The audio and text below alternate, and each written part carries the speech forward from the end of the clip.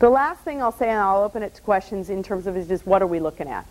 Well, we're looking at all sorts of stuff right now. I mean, I think what happened is you went through this giant trauma where everybody sort of closed the clamshell and worked on their own companies and tried to do the triage on their own portfolios and figure out what was going to make it, what was not, do the shake and bake and mix and match and see what they could come up with. And now, I think for a lot of people, I know that one of the expressions we use at Mobius, and I think some of the other VC firms are using it, is open for business. We're open for business. You got a plan? We'll look at it. You want to come pitch us? We are open for business. We are making new investments. Got a lot of money to invest.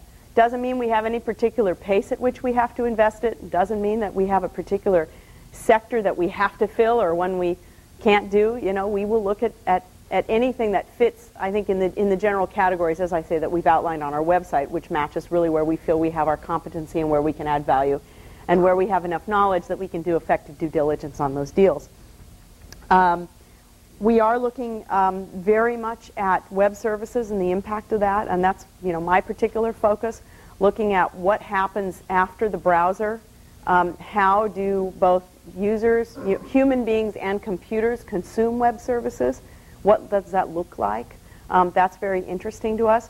We're looking at bridge technology that takes the internet and web services and all the things that are going on and bridges them to things that are happening in the real world. So connecting something that already exists and has an ecosystem around it to some benefit you can gain by applying what you get from internet connectivity and web services. Let's see, what else?